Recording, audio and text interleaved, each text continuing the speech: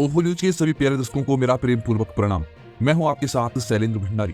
प्यारे दर्शकों, खबरों में आगे बढ़ने से पहले यदि आपने अभी तक इस चैनल को सब्सक्राइब नहीं किया है तो चैनल को सब्सक्राइब करके वीडियो को लाइक जरूर कर दें। साथ ही आप ये वीडियो उत्तराखंड के किस जिले से देख रहे हैं हमें कमेंट में जरूर बताएं। गंगोत्री धाम के कपाट अन्नकूट पर्व पर शनिवार को दोपहर 12:14 पर शीतकाल के लिए बंद कर दिए गए हैं। इस दौरान धाम में श्रद्धालुओं की भारी भीड़ रही। अब मां गंगा के दर्शन शीतकालीन पड़ाव मुखवा के गंगा मंदिर में होंगे। साथ ही यमुनोत्री धाम के कपाट भी आज रविवार को बंद हो जाएंगे।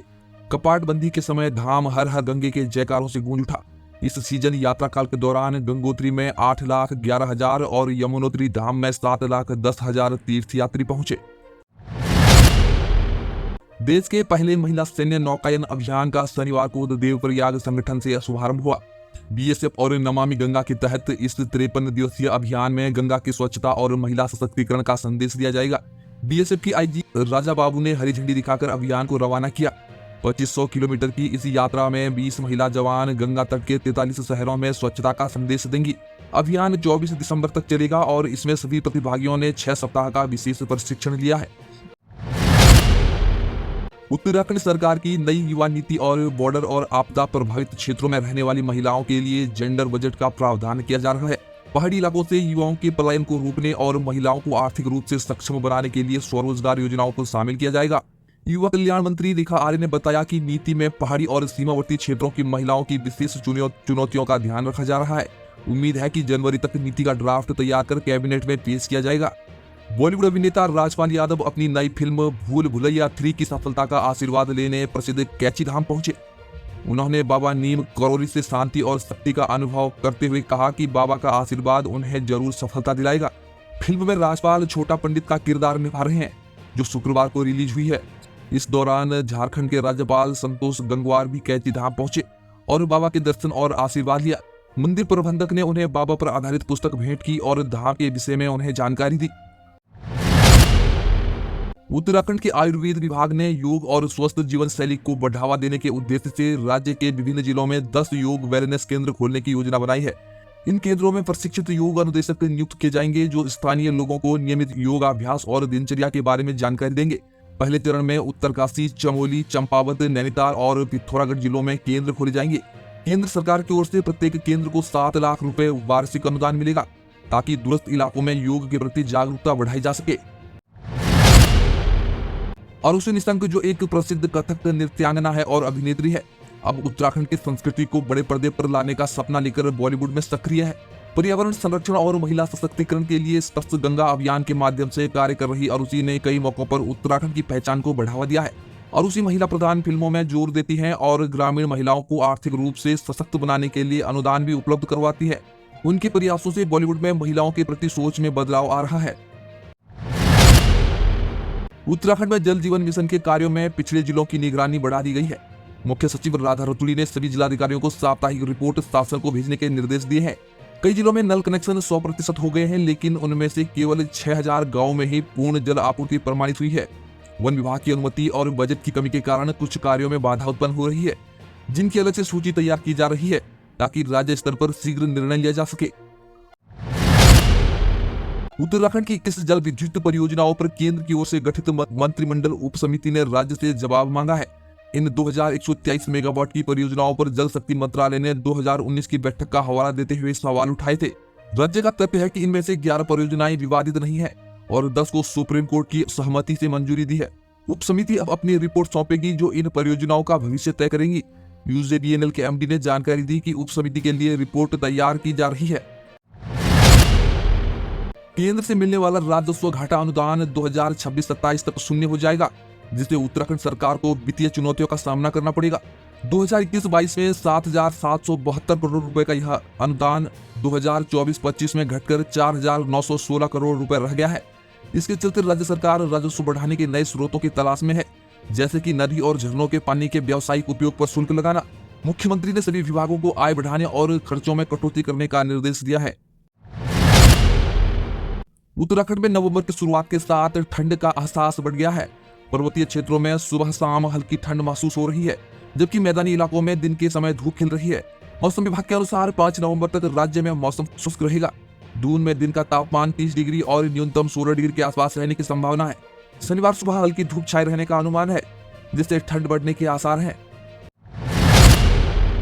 चमोली जिले के विवेकानंद कॉलोनी निवासी महिला जब देहरादून से लौटी तो पाया कि घर का ताला टूटा हुआ था और लाखों के आभूषण भी गायब थे। पुलिस जांच में खुलासा हुआ कि चोरी में महिला का नाबालिग बेटा मास्टरमाइंड था। ऑनलाइन गेमिंग और महंगे शौक पूरे करने के लिए उसने कर्ज लिया था, जिसे चुकाने के लिए दोस्तों की मदद से घर में चोरी की। पुलिस ने घटना में शामिल तीनों आरोपियों को पकड़ लिया है। चोरी के पीछे का मुख्य उद्देश्य कर्ज उतारना और महंगे शौक पूरे करना था। उत्तराखंड में नगर निकाय चुनाव के लिए राज्य निर्वाचन आयोग ने तैयारियां पूरी कर ली है। अब आरक्षण पर सरकार की अंतिम मुहर का इंतजार है। दिसंबर में नगर निकायों का कार्यकाल समाप्त होने के बाद से प्रशासकों द्वारा निकायों का संचालन हो रहा है। हाईकोर्ट में भी चुनाव की समय सीमा अक्टूबर थी, लेकिन आरक्षण के मुद्दे के कारण चुनाव टल गए। अब आयोग को 10 नवंबर तक अधिसूचना जारी करने की उम्मीद है, जिससे चुनावी प्रक्रिया आगे बढ़ सकेगी। उत्तराखंड में सिंचाई विभाग के तबादलों को लेकर भाजपा के विधायकों ने अपनी ही सरकार पर नाराजगी जताई है। सिंचाई मंत्री सतपाल महाराज द्वारा जूनियर अभियंताओं को वरिष्ठ पदों पर प्रमोट करने और भ्रष्टाचार के आरोपी अभियंताओं को संपूर्ण पदों पर नियुक्ति देने पर विधायकों ने मुख्यमंत्री पुष्कर सिंह धामी को पत्र लिखा है। लैंसडाउन के विधायक दिलीप सिंह रावत ने इस मामले को अंदरूनी मुद्दा बताते हुए मीडिया से साझा करने से इनकार कर दिया। यह पहली बार नहीं है जब भाजपा विधायकों ने अपनी ही सरकार के मंत्रियों पर सवाल उठाए हैं। उत्तरकाशी, पिथौरागढ़ और चमोली से आईटीबीपी को मीट सप्लाई का कार्य शुरू हो गया है। राज्य और केंद्र सरकार के सहयोग से पशुपालन विभाग ने आईटीबीपी के साथ एक समझौता किया है। इसमें स्थानीय किसानों को उनके पशुओं और मुर्गियों की बिक्री का बाजार उपलब्ध कराया गया है। पशुपालन मंत्री सौरभ बहुगुणा ने बताया कि यह योजना सीमांत गांव के पशुपालकों के लिए फायदेमंद साबित होगी और प्रदेश में 200 करोड़ रुपए का व्यापार करेगी। आईटीबीपी अब 7 दिन पहले ऑर्डर बुक कराकर स्थानीय आपूर्ति सुनिश्चित करेगी। महंत मोहनदास के गायब हुए 7 साल हो चुके हैं, लेकिन अब तक उनका कोई सुराग नहीं मिला। श्री पंचायती अखाड़ा बड़ा उदासीन के महंत दुर्गादास महाराज ने केंद्र और राज्य सरकार से उनकी सीबीआई जांच कराने की मांग की है। संत समाज ने चेतावनी दी कि अगर महंत का पता नहीं लगाया गया तो आंदोलन किया जाएगा। महंत मोहनदास 2017 में हरिद्वार से मुंबई के लिए निकले थे, लेकिन उनका आज तक कोई पता नहीं चला। संतों ने आश्रमों में हो रही घटनाओं को रोकने के लिए भी सरकार से ठोस कदम उठाने की मांग की है। दीपावली के मौके पर रामनगर में आतिशबाजी करते हुए कई बच्चे पटाखों से झुलस गए।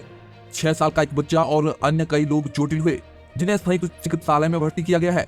चिकित्सक डॉक्टर तोहिर ने बताया कि दीपावली के 2 दिन के दौरान 8 से 9 केस सामने आए हैं, जिनमें अधिकांश बच्चे हैं। प्राथमिक उपचार के बाद सभी घायलों को घर भेज दिया गया है। पौड़ी गढ़वाल के श्रीनगर में पुलिस ने अलकनंदा नदी में डूब रहे व्यक्ति को बचाने में कामयाबी हासिल की। युवक अपनी पत्नी से झगड़ा कर बेटी के साथ घर से बाहर निकला और नशे में पुल की तारों पर बैठकर हंगामा करने लगा। सूचना मिलने पर पुलिस और एसडीआरएफ ने मौके पर पहुंचकर युवक को बचाने का प्रयास किया, लेकिन वह नदी में गिर गया। पुलिस ने तुरंत उसे रेस्क्यू कर अस्पताल में भर्ती कराया। बेटी को भी कुशल मां के पास पहुंचा दिया गया है। युवक अब सुरक्षित है। घटना के बाद लोगों ने पुलिस की तत्परता की सराहना की है। उधम सिंह नगर की किच्छा में सड़क किनारे मिली युवक की लाश के मामले में पुलिस ने खुलासा किया है। आरोपी टेम्पो चालक चंदन चौधरी ने लूट इरादे से नीरज पंत की हत्या की। पुलिस को आरोपी के पास से मृतक का मोबाइल, एटीएम और पर्स बरामद हो चुका है। सीसीटीवी फुटेज की जांच में आरोपी की पहचान की गई। आरोपी ने बताया कि उसने नीरज को सुनसान जगह पर ले जाकर सिर पर हमला किया और लूटपाट की। आरोपी पहले भी देह व्यापार के मामले में जेल जा चुका है। पुलिस ने उसे कोर्ट में पेश कर न्यायिक हिरासत में भेज दिया है। रायवाला थाना क्षेत्र में विवाद के दौरान युवक ने ठेकेदार शाहनवाज पर लाइसेंसी रिवॉल्वर से फायरिंग की। गोलीबारी में ठेकेदार गंभीर रूप से घायल हो गया। पुलिस ने पत्नी की तहरीर पर आरोपी अरजिंदर सिंह को गिरफ्तार किया और उसके पास से रिवॉल्वर, खोखे और कारतूस भी बरामद किए। घटना के पीछे दोनों पक्षों के बीच नाली निर्माण को लेकर विवाद बताया गया है। आरोपी ने ठेकेदार के घर के सामने सरकारी भूमि पर रखे पाइप हटाने को लेकर विवाद किया था। पुलिस ने आरोपी को कोर्ट में पेश कर न्यायिक हिरासत में भेज दिया है। ठेकेदार की स्थिति अभी गंभीर बनी हुई है। कुमाऊं मंडल में 2 दिन की दीपावली के दौरान जमकर आतिशबाजी हुई, जिससे हवा की गुणवत्ता खराब हो गई। हल्द्वानी का AQI 31 अक्टूबर को 192 और 1 नवंबर को 185 तक पहुंच गया है। नैनीताल का AQI 31 अक्टूबर को 119 और 1 नवंबर को 114 रहा। पिछले वर्ष के मुकाबले प्रदूषण का स्तर कम हो रहा है, लेकिन फिर भी यह स्वास्थ्य के लिए हानिकारक श्रेणी में आया है। प्रदूषण नियंत्रण विभाग ने जन जागरूकता अभियान चलाया है और दीपावली पर लोगों को कम आतिशबाजी करने के लिए प्रेरित किया। कर्मचारी चयन आयोग नवंबर से GD कांस्टेबल भर्ती परीक्षा 2025 के लिए आवेदन सुधार विंडो खोलेगा। उम्मीदवार 7 नवंबर तक अपने आवेदन में बदलाव कर सकते हैं। इसके तहत 39,481 पदों के लिए भर्ती होनी है। आवेदन सुधार के दौरान 2 बार फॉर्म में बदलाव की अनुमति दी जाएगी, जिसके लिए पहली बार 200 रुपए और दूसरी बार 500 रुपए का शुल्क देना होगा। उम्मीदवार एसएससी की आधिकारिक वेबसाइट पर आवेदन संख्या और पासवर्ड से लॉगिन कर सुधार कर सकते हैं। तो प्यारे दर्शकों, ये थी आज की प्रमुख खबरें।